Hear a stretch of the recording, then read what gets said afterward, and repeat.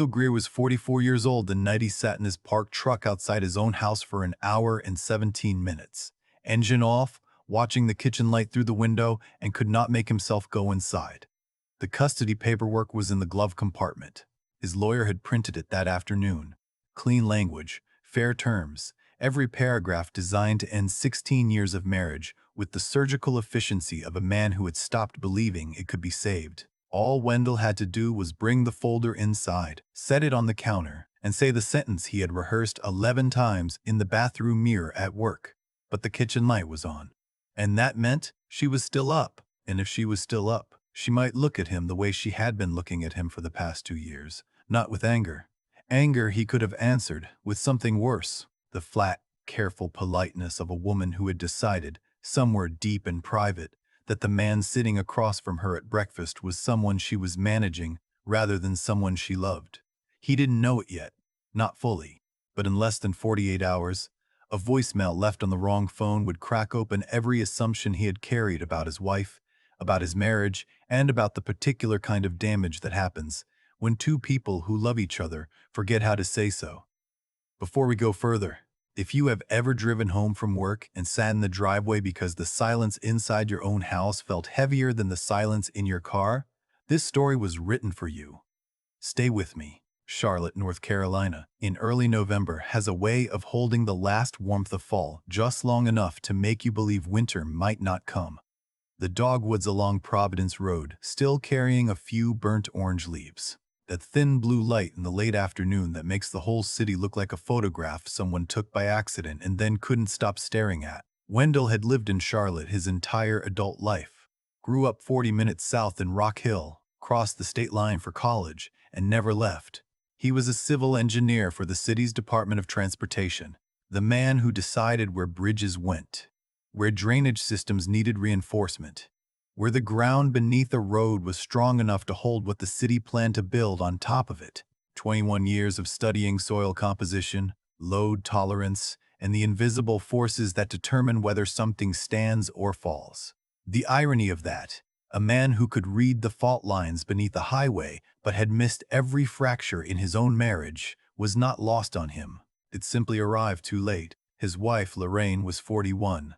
A pediatric speech therapist at a clinic off Randolph Road, the kind of woman who could sit with a 3-year-old for an hour, patient as stone, waiting for a single syllable to arrive, and then celebrate that syllable like it was the first word ever spoken on earth. She had that gift, the capacity to wait for people to become ready. What Wendell had not understood, what he was only beginning to piece together now, was that Lorraine had been waiting for him to become ready for 3 years. And he had mistaken her patience for indifference. They had met at a friend's engagement party when Wendell was 27 and still believed that love was something that happened to you like weather. She had been standing near the dessert table, critiquing the playlist to no one in particular, and he had laughed before he could stop himself. She had turned, looked at him with an expression that was equal parts amusement and appraisal, and said, "If you're going to eavesdrop, you should at least bring me a drink." He had brought her too. For the first 13 years, they had been the couple other couples quietly envied, not the loud, showy kind of love, the kind that shows up in small, specific details. The way Wendell always filled her gas tank on Sunday nights, so she wouldn't have to stop on Monday mornings.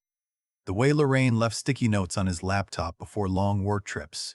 The notes said things that a person only writes when they are not yet afraid of being too honest. Then the quiet started. It did not announce itself. It never does. In the clinical literature, therapists sometimes call it emotional withdrawal. But that term makes it sound deliberate, like someone choosing to pull back. The truth is usually less dramatic and more devastating. Two people get busy. Two people get tired. Two people stop narrating their inner lives to each other because they assume the other person already knows. And slowly, word by unspoken word, a gap opens that neither of them can remember creating. For Wendell, the quiet began the year his mother died. Estelle Greer passed on a Wednesday in March, 3 years ago. Heart failure. She had been declining for months, and Wendell had spent every other weekend driving to Rock Hill to sit with her, manage her medications, argue gently with her doctors, and watch a woman who had once carried him on one hip while cooking dinner with the other hand become someone who needed help remembering which day it was. When she died, Wendell did what men of his particular composition tend to do. He handled the arrangements. He delivered the eulogy without his voice breaking. He thanked every person who came to the repast.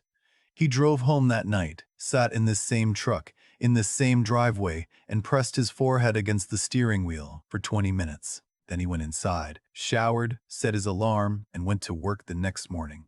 Lorraine had been beside him through all of it. She had cooked for his family, organized the flowers, held his hand at the funeral. But in the weeks and months that followed, Wendell had done something he didn't recognize as damage until much later. He had sealed himself. The way you seal a crack in a foundation, quickly and completely, so that nothing gets in and nothing leaks out. He went to work. He came home. He ate dinner. He watched television. He said goodnight. He did not talk about his mother. He did not talk about much of anything. And Lorraine, whose entire professional life was built on the understanding that you cannot force someone to speak before they are ready, had given him space. A year of space. Then 2. Then 3. Somewhere in that silence, they had stopped being married in every way except the legal one. Separate bedrooms since last spring. Not from a fight, from an accumulation. One night Lorraine had fallen asleep on the guest bed while reading, and the next morning neither of them had acknowledged it. And the morning after that she had moved her phone charger to the nightstand in that room. And the morning after that Wendell had noticed and said nothing. And that was how it happened. Not a decision. An erosion. Now, in November, with custody paperwork in his glove compartment and a kitchen light glowing through the window, Wendell Greer sat in his truck and tried to remember the last time his wife had looked at him and seen something she wanted to move toward, rather than something she needed to navigate around. He couldn't. He went inside. Lorraine was at the kitchen island, laptop open, a mug of tea she had clearly forgotten about sitting at her elbow. She looked up when he came in. That measured neutral expression, the one that gave nothing away and asked for nothing in return. "Long day?" she said. "Meeting ran late," he said, which was true. The meeting with his divorce attorney had in fact run late. She nodded and returned to her screen. He stood in the doorway for a moment longer than necessary. A man taking the emotional temperature of a room the way he might take soil samples, testing for something solid enough to stand on, finding nothing conclusive. He went to his office and closed the door. Now, what happened next arrived because of the kind of small, stupid accident that rearranges everything. If you have ever discovered a truth that terrified you and saved you at the same time, keep listening. Because Wendell Greer was about to hear a voicemail that was never meant for him, and it was going to change what he did with those papers in his glove compartment. The following evening, a Thursday, Wendell came home at 6:15 to an empty house. Lorraine had left a note on the counter, the kind of flat, informational note that tells you everything about a marriage's temperature in 12 words. At Patrice's for dinner. Leftovers in the fridge, back by 9. Patrice Coleman was Lorraine's closest friend, had been since graduate school.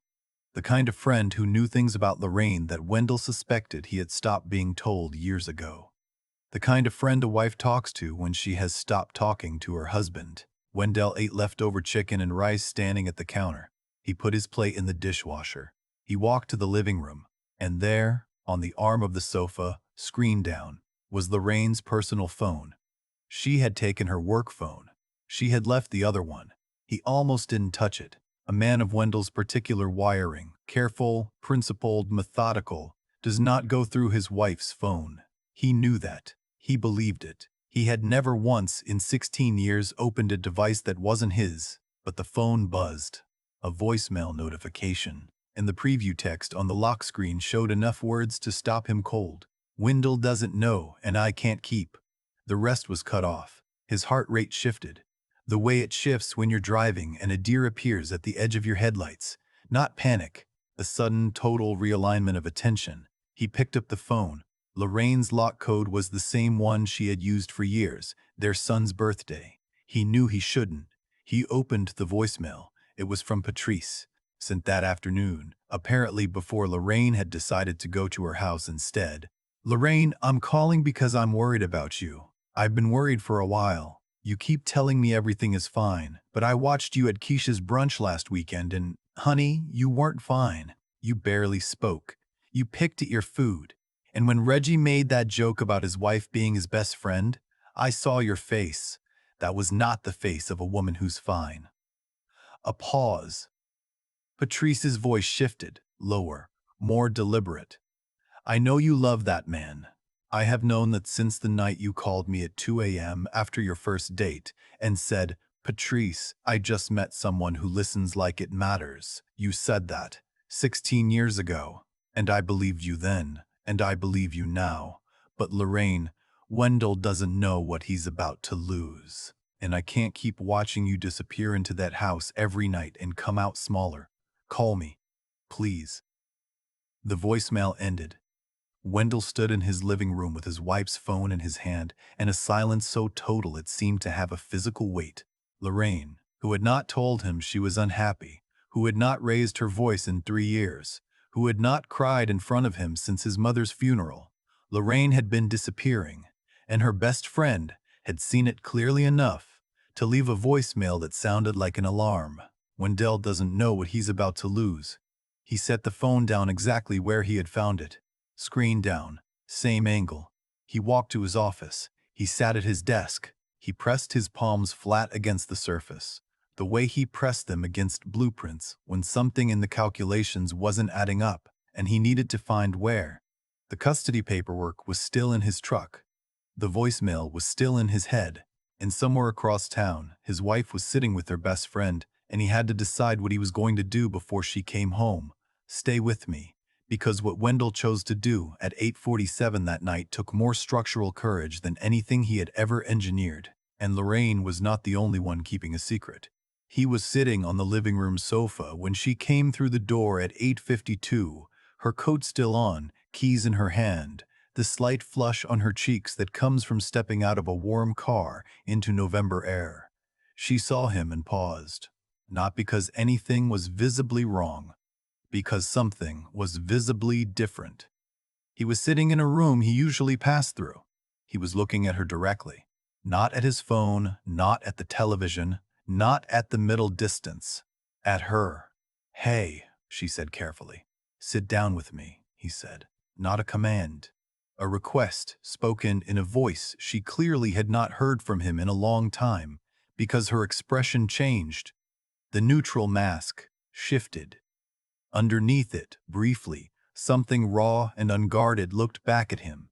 She sat, not next to him. In the chair, across from the sofa, the distance deliberate. The body language of a woman who has learned to protect herself inside her own living room. Wendell leaned forward, forearms on his knees.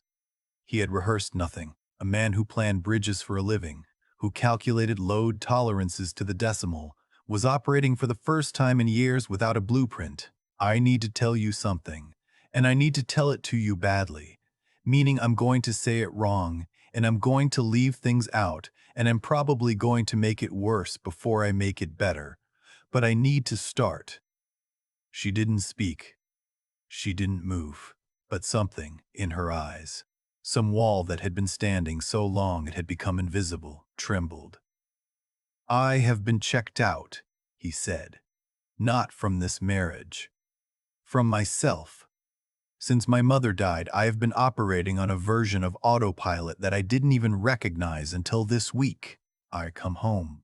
I eat. I go to my office. I close the door. And I have been telling myself that I was giving you space, that I was being respectful of whatever you needed, when the truth is I was hiding. I was hiding because the grief broke something in me that I didn't know how to fix. And instead of telling you that, I just went quiet. And then the quiet went on so long that I didn't know how to break it. He stopped. Lorraine's hands were pressed together in her lap. Her jaw was tight, her eyes wet. I found something today, he continued. Divorce paperwork in my truck. I had a lawyer draft it last month. The sound she made was small, a single exhale that carried in it 3 years of held breath. She closed her eyes. But I also heard something today, he said. Something I wasn't supposed to hear. And it stopped me. He did not tell her what specifically. Not yet. He didn't need to. Because what he said next was the thing that mattered.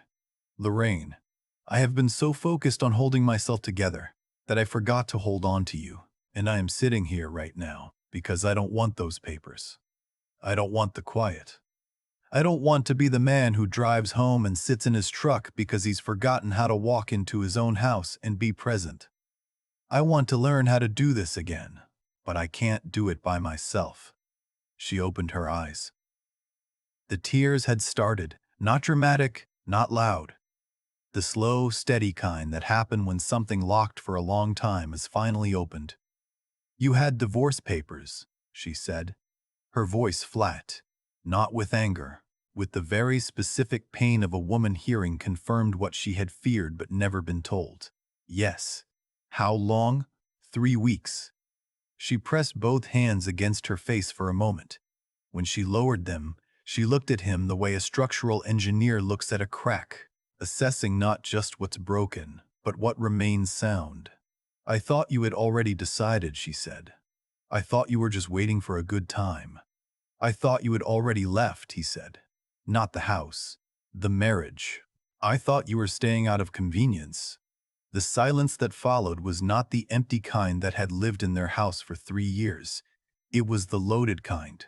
The kind that happens when two people realize simultaneously that they have been narrating the same story with completely different assumptions, and both versions were wrong.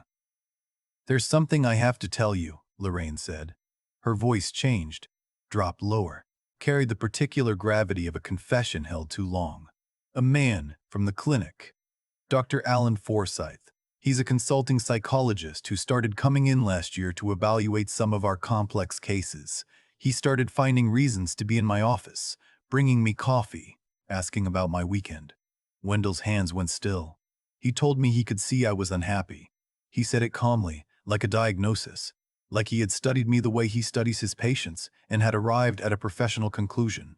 She paused. He said I was exhibiting signs of emotional starvation, that I was too vibrant a person to be living in a depleted environment. That was his phrase. Wendell recognized the type immediately. The clinical predator, the man who uses the language of care as a tool of access, who frames pursuit as concern and attention as therapy.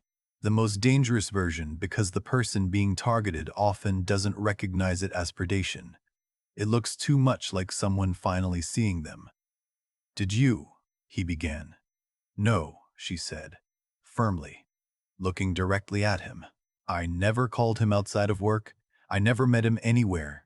I never responded to a single personal text, but I didn't block him for 3 months. And the reason I didn't block him for 3 months is because for 3 months, he was the only person who told me I mattered. That sentence landed in the center of Wendell's chest, the way a stress fracture appears in a load-bearing wall. No visible drama on the surface, everything shifting underneath. I should have been the one telling you that, he said. Yes, no softening, no rescue, just the clean, necessary truth. You should have. They sat with that for a long time, the clock on the wall marking seconds that felt individually heavy. Two people on opposite sides of a room that was only 12 feet across and had somehow contained 3 years of distance. I want to fix this, Wendell said. Not patch it. Fix it. Properly. The way I would fix a bridge that matters too much to tear down. She almost smiled, the barest shift at the corner of her mouth. The ghost of the woman who had once told him on their 3rd date that she loved how he talked about concrete like other men talked about poetry. You're going to need more than engineering metaphors, she said. I know. I need a counselor. We need a counselor. Someone who can translate what I mean into what I'm actually saying, because clearly those have been 2 different things. Lorraine looked at him for a long moment. The diagnostic look of a woman who has spent her career learning to distinguish between attempts and intentions. Okay, she said. Not the automatic okay, the chosen one. The one that costs something to say because it requires believing in a possibility you had already grieved. But Wendell, she added, if we do this, we do it all the way. No more closed doors. No more autopilot. I will not sit in another year of quiet hoping you'll eventually come back to me. If you're in, you're in. If you're not, hand me those papers tonight and I'll sign them myself. "I'm in," he said, without hesitation, without calculation. The fastest decision a man who calculated everything had ever made. She stood. He stood. She crossed the 12 feet between the chair and the sofa and stopped in front of him, close enough that he could see the specific pattern of exhaustion around her eyes that comes from 3 years of carrying something alone. She put her hand on his chest, flat, deliberate, over his heart. Not a romantic gesture, a diagnostic one. The touch of a woman checking whether something she thought had gone silent was still beating. "There you are," she whispered. He covered her hand with his. Their first session with Dr. Noel Curtis was the following Tuesday. But what surfaced in that office, a detail Lorraine had been protecting Wendell from, would test every foundation he thought he had rebuilt. And the thing that Dr.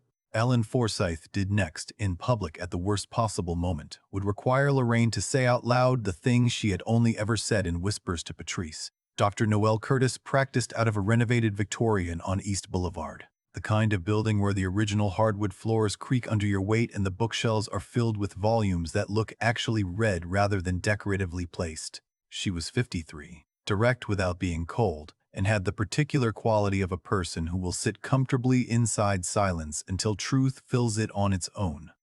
Wendell liked her immediately. He trusted rooms that were built honestly, and hers was. They sat together on a deep green sofa, not touching, but closer than the previous night. Progress measured in inches. Dr. Curtis opened simply. "Tell me what you each believe you lost." Wendell went first. Access to her, to who she actually is when she's not managing me. Lorraine went second, and what she said was not what Wendell expected. "Last year, when your mother's estate was being settled, you handled everything alone. The house, the finances, the disputes with your brother about the property. You never asked me to be part of any of it." "I didn't want to burden you," Wendell said.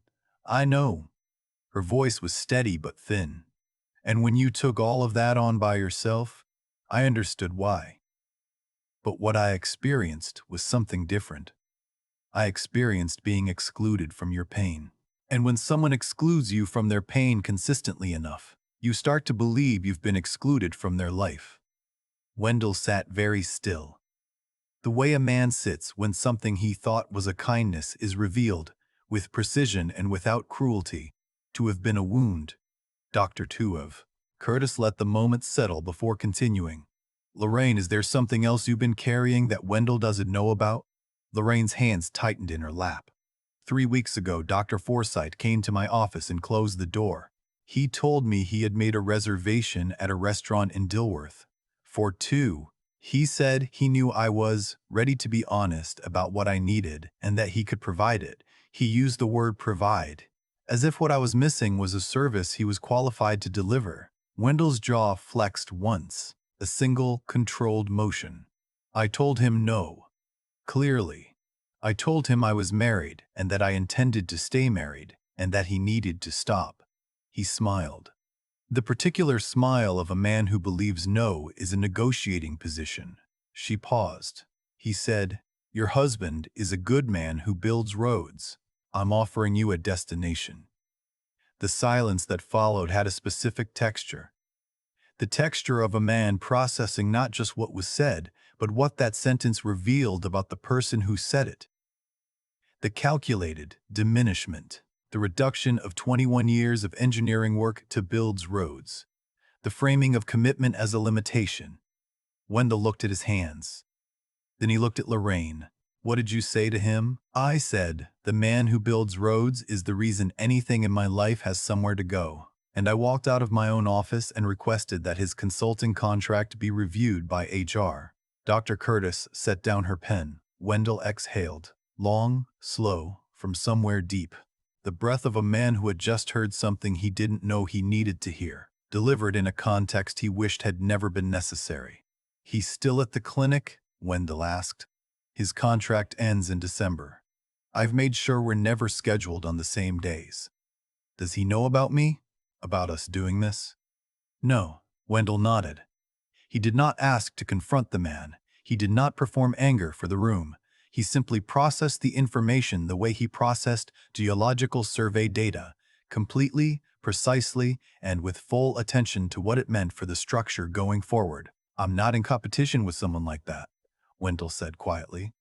A man who waits for a marriage to weaken so he can walk through the crack is not someone I measure myself against. I measure myself against the version of me that my wife deserved and didn't get for 3 years. Lorraine's composure, held together with the tensile strength of a woman accustomed to maintaining professional calm in difficult rooms, broke. Not dramatically. A single tear, followed by the soft collapse of a breath she had apparently been holding since she started talking. Doctor, Curtis said, I think what's happening in this room right now is two people discovering that they were both drowning at the same time, each convinced the other was on dry land. They walked out of that session into a gray November afternoon, Charlotte's skyline visible through bare trees, the air carrying that particular chill that arises when the last warm day has passed and both people know it. In the car, Lorraine said, he texted me this morning. Wendell started the engine. Forsyth? He asked if I'd thought about what he said. Have you? She looked at him. I'm sitting in this car. With you. Leaving our first counseling session. Does that answer your question? He held her gaze for a moment. Then he put the truck in drive. But Alan Forsyth was not the kind of man who accepted a closed door as a final answer. And what he did 3 weeks later, at the clinic's annual holiday fundraiser, in front of Lorraine's colleagues and the people whose professional respect she had spent a decade earning, would force her to make a declaration she hadn't rehearsed and didn't know she was capable of until the words were already in the air. The fundraiser was held at a renovated mill space in South End. Exposed brick, string lights, long tables with donated auction items, and the specific energy of a room full of healthcare professionals performing relaxation. Lorraine wore a dark red dress, the one Wendell had bought her for their 10th anniversary. She had pulled it from the back of the closet that morning without comment. He had noticed without comment. Certain things, in a marriage that is learning to speak again, are said by being chosen rather than announced. Wendell wore a charcoal suit. He looked, for the first time in months, like a man who was present inside his own clothing rather than merely occupying it. They arrived together. They stood together at the welcome table, and when Wendell placed his hand at the small of Lorraine's back as they entered the main room, she did not step away. She leaned, barely. The physics of trust recalibrating in real time. Alan Forsyth was already there. Wendell saw him across the room and recognized him immediately, not from prior acquaintance but from type. The man stood near the bar with a glass of something amber, scanning the room with the kind of studied ease that says, I want you to believe I'm not looking for anything in particular. Expensive watch, tailored jacket, the posture of someone who had been told, at some formative age, that confidence was a performance and had never learned the difference between performing it and possessing it. Wendell watched him the way he watched retaining walls that looked solid from the road, but showed hairline cracks when you got close enough to inspect. At 8:20, Forsyth moved toward Lorraine at the dessert table. Wendell was 15 feet away, speaking with one of the clinic's board members about a zoning issue. He had a clear line of sight. Forsyth leaned in. The practiced proximity. The voice calibrated to create the illusion of intimacy in a public space. Lorraine set down her plate. She turned to face him fully, not a partial turn, not a polite half-acknowledgement, a full, squared, deliberate rotation. The body language of a woman who has decided something and is about to make it visible.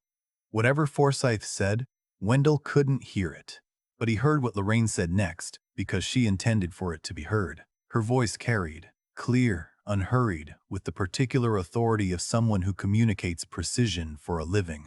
I have a man who sat in my living room 3 weeks ago and told me every hard truth about himself because he respected me enough to let me see him broken. That is not something you could offer me in 100 dinners at 100 restaurants.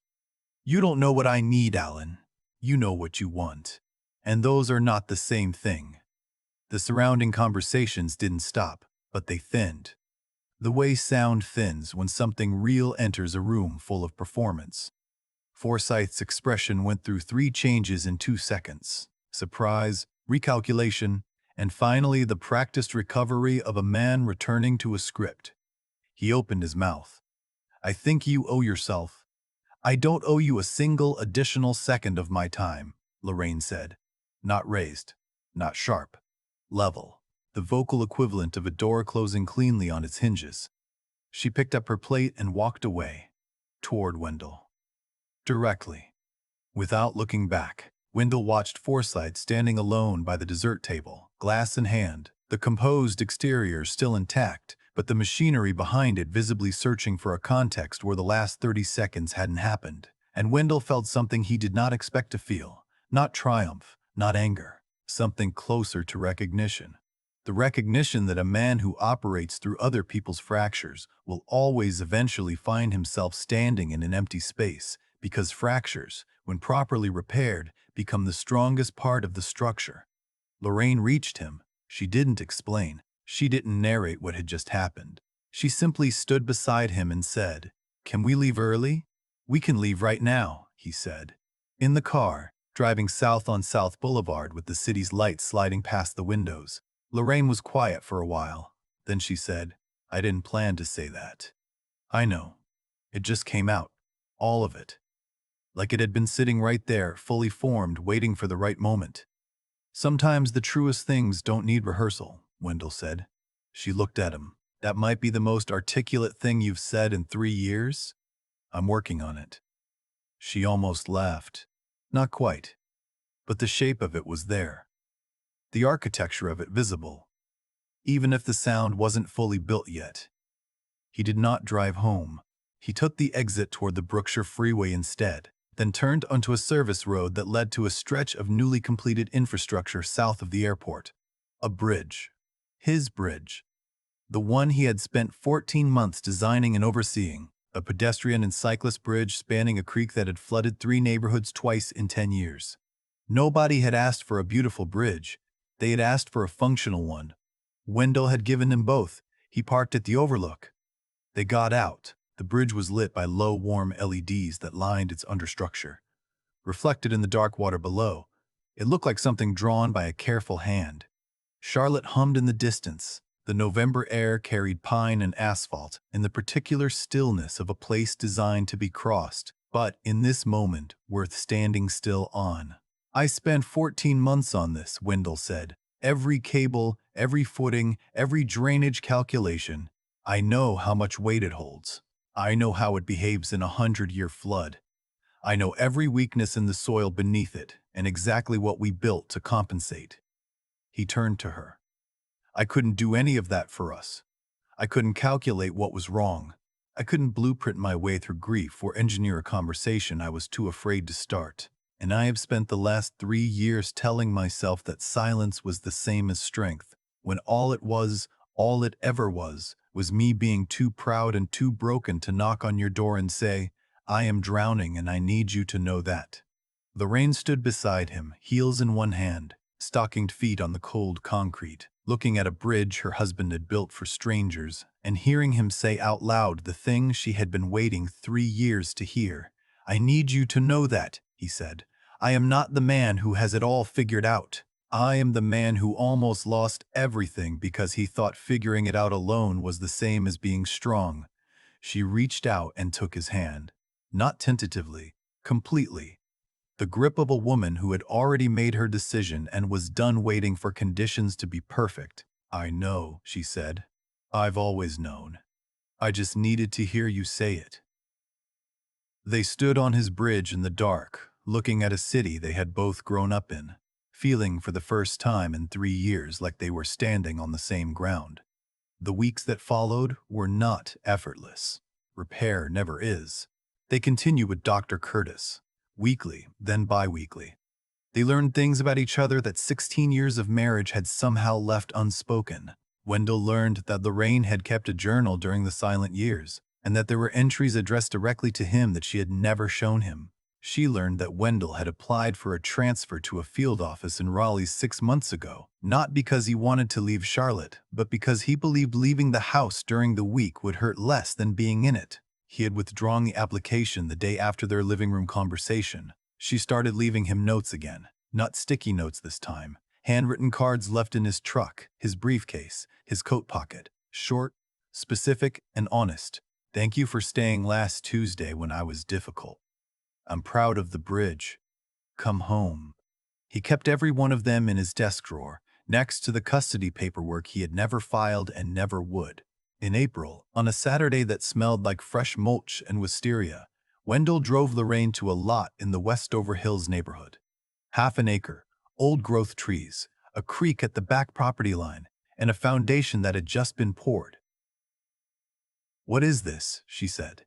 "This is us," he said, "if you want it.